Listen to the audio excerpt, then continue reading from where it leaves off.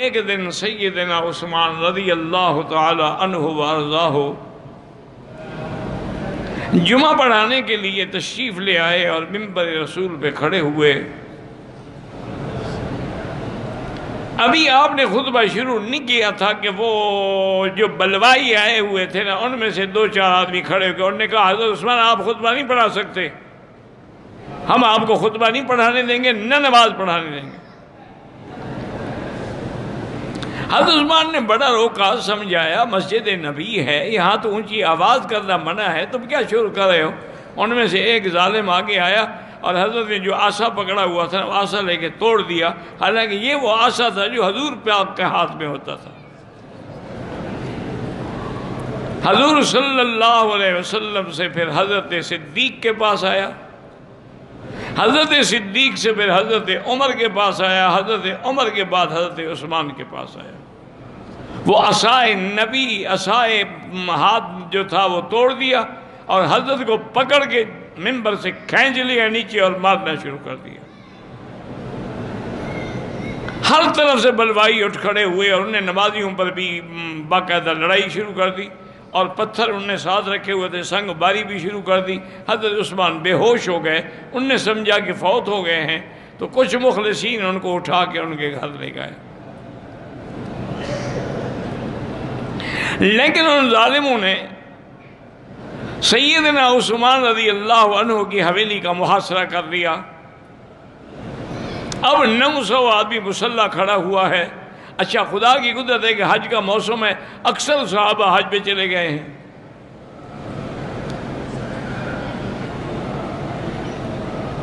حضرت عثمان نے فرمایا بھی تم کیا چاہتے ہو؟ انہوں نے کہا جی ہم یہ چاہتے ہیں کہ آپ خلافت چھوڑ دیں، آپ خلافت کے حقدار نہیں ہیں۔ انہوں نے کہا یہ میں نہیں کر سکتا، مجھے آقا نے فرمایا تھا کہ ان اللہ مکمسک قمیصا فلا تخلعہ، اللہ تمہیں خلافت کی قمیص پہنائیں گے، تم اس کو نہ نکالنا۔ میں کیسے نکالوں؟ میں حضور کے فرمان کی مخالفت کیسے کروں؟ کچھ دنوں کے بعد کچھ صحابہ نے، جن میں حضرت علی بھی شامل ہیں، حضرت حسن بھی شامل ہیں، انہوں نے حضرت عثمان سے ملاقات کی بڑے خفیہ طریقے سے، چونکہ باہر تو دشمن کھڑے ہوئے ہیں نا۔ انہوں نے کہا کہ حضرت عثمان یہ 800-900 آدمی ہیں بلوائی جو آئے ہیں حملہ کرنے والے، تمہارے پاس تو خلافت ہے، طاقت ہے، حکومت ہے، فوج ہے، اب حکم تو دیں۔ آپ بحیثیت خلیفے کے حکم دیں گے ان غداروں کو اور باغیوں کو قتل کر دیا جائے، ان کی تو بوٹی بھی نہیں ملے گی مدینے میں۔ حضرت عثمان نے فرمایا کہ میرے آقا نے فرمایا تھا انک ستبتلا، ایک وقت آئے گا تم پر ایک امتحان آئے گا، فلا تقاتلن، میرے مدینے میں قتال نہ کرنا۔ اب میں کیسے قتال کا حکم دوں؟ میں تو مجبور ہوں، میں تو نہیں دے سکتا۔ صحابہ مایوس ہو کے واپس آ گئے اور پھر صحابہ نے اپنے جوانوں کو حکم دیا، جن میں عبداللہ ابن عمر بھی ہیں، عبد الرحمن ابن عوف بھی ہیں، حضرت حسن بھی ہیں، حضرت حسین بھی ہیں، حضرت طلحہ بھی ہیں، نوجوان سارے کے بھی، تم حضرت عثمان کے گھر کا پہرا دو۔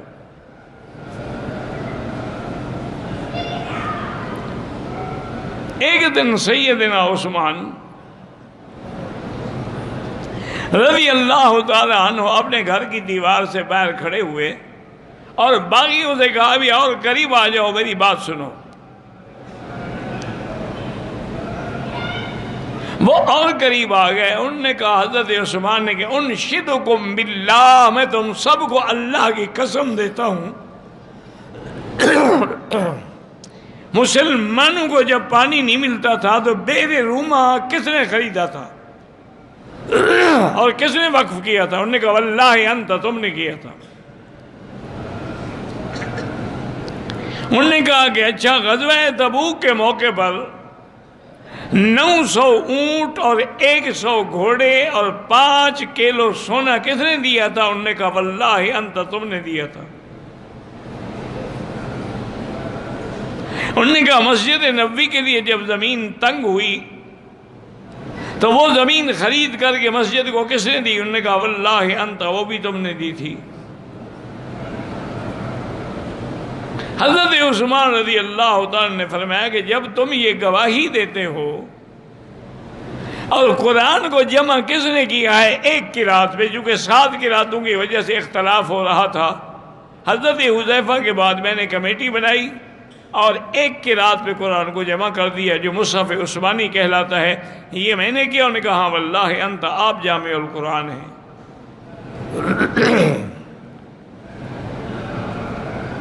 انہوں نے کہا کہ بات سنو، اسلام کے اندر 3 آدمیوں کا قتل جائز ہے۔ ایک تو وہ آدمی جس نے کسی کو قتل کیا ہو، وہ قصاص میں قتل ہوگا، اور میں نے تو کبھی زندگی میں کسی کو تمانچہ بھی نہیں مارا، قتل تو بڑی بات ہے۔ دوسرا وہ آدمی جو دین اسلام سے نکل جائے، مرتد ہو جائے، اس کے لیے بھی قتل کا حکم ہے۔ اور میں اب بھی اگر آپ نہیں مانتے تو کلمہ پڑھتا ہوں، آپ میرے اسلام کے گواہ ہو جائیں، گویا کہ میں مرتد تو نہیں ہوں۔ اور تیسرا آدمی اسلام میں وہ قتل کیا جاتا ہے جس نے زنا کیا ہو اور شادی شدہ ہو۔ زنا تو بڑی بات ہے، انہوں نے کہا میں نے تو کبھی غیر محرم عورت پہ نظر ہی نہیں ڈالی۔ جب یہ تینوں چیزیں میرے اندر نہیں ہیں تو تم کیسے مجھے قتل کرتے ہو؟ انہوں نے کہا نہیں، بس ہم نے فیصلہ کر لیا ہے کہ آپ کو قتل کریں گے یا آپ خلافت چھوڑ دیں۔ اور پھر میں خلافت اس لیے نہیں چھوڑ سکتا کہ مجھے اللہ کے نبی نے منع کیا تھا۔ بہرحال حضرت عثمان کا پانی بند کر دیا گیا اور 40 دن پیاسے رہے حضرت عثمان۔ انہوں نے آخر پیغام بھیجا بی بی عائشہ کو، سیدنا علی کو اور سیدنا زبیر کو کہ ہو سکے تو مجھے پانی بھیجو۔ حضرت علی رضی اللہ تعالیٰ عنہ خود مشکیدہ پانی کا بھر کے لائے، لیکن ظالموں نے تیر مارا، مشکیدہ پھٹ گیا اور پانی ختم ہو گیا۔ حضرت علی جب قریب گزرے تو انہوں نے اپنی پگڑی مبارک اتار کے حضرت عثمان کے گھر میں پھینکی تاکہ وہ سمجھ لیں کہ میں نے اپنی طرف سے کوشش کی ہے لیکن میں کامیاب نہیں ہوا۔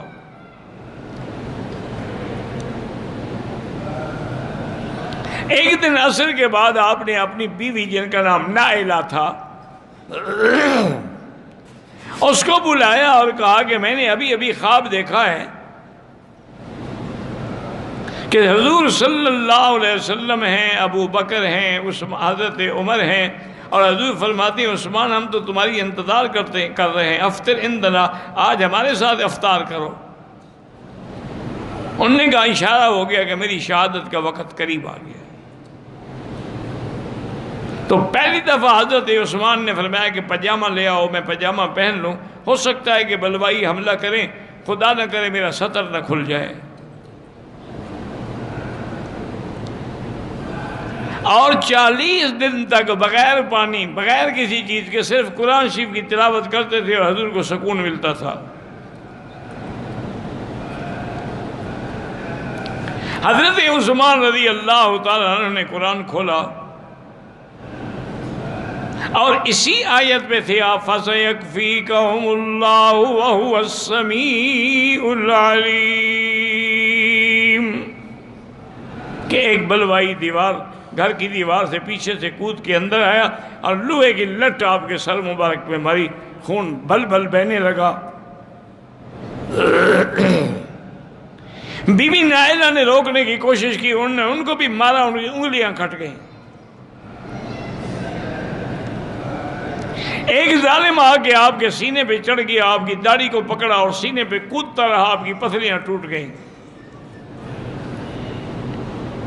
ایک ظالم بلوائی نے آپ کو تھپڑ مارا۔ اس طرح ہوتے ہوتے حضرت عثمان رضی اللہ تعالیٰ عنہ شہید ہوئے اور کسی کو پتہ نہیں ہے باہر والوں کو، چونکہ باہر تو انہوں نے حصار کیا ہوا ہے۔ شہادت کے بعد بھی 2 دن آپ کی لاش گھر کے اندر بغیر کسی کفن دفن کے رکھی رہی. ایسا ظلم تو کبھی تاریخ میں بھی نہیں ہوا ہے. بڑی مشکلوں سے 2 دن کے بعد صحابہ نے ہمت کی، جرأت کی، اندر داخل ہوئے اور آپ کی لاش مبارک کو چارپائی پہ رکھا، اٹھا کے لے آئے. حضرت جبیر ابن مطعم نے آپ پر جنازہ پڑھا اور جنت البقیع کے بالکل آخری حصے حش الکوکب میں آپ کو دفن کیا گیا. جب جنازہ جا رہا تھا تو آگے لالٹین اٹھا کے بی بی نائلہ جا رہی تھیں اور بلوائی جو تھے وہ آپ کے جنازے پر بھی پتھر برسا رہے تھے.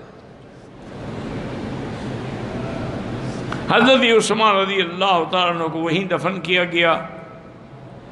صحابہ نے مشورہ کیا کہ قبر پر بھی پہرا لگا دیا جائے، ہو سکتا ہے بلوائی یہ قبر سے بھی نکال لیں، ان سے کیا توقع ہے. اس کے بعد پھر خلافت جو ہے وہ حضرت علی کے ہاتھ میں آئی. تو شہادت عثمان کے بعد جو فتنہ شروع ہوا پھر وہ ختم نہیں ہوا قیامت تک. یہ بھی اسی عبداللہ بن سبا کی تحریکیں تھیں جس کی وجہ سے جنگ جمل ہوئی، جنگ صفین ہوئی. یہ بھی انہی کی سازشیں تھیں جس میں ہزاروں صحابہ شہید ہوئے. آپ اندازہ کریں کہ کسی کی شہادت کی گواہی میدان کربلا دے گا، عمر کی شہادت کی گواہی محراب نبی دے گا، کسی کی شہادت کی گواہی میدان بدر دے گا. یہ عثمان غنی ہیں جن کی شہادت اللہ کا قرآن دے گا کہ قرآن مقدس جس پہ آپ کا خون گرا ہے. آج بھی برٹش یعنی انڈیا میں، انگلینڈ میں برٹش میوزیم میں وہ قرآن رکھا ہوا ہے اور وہ خون بھی عثمان کا ابھی تک موجود ہے.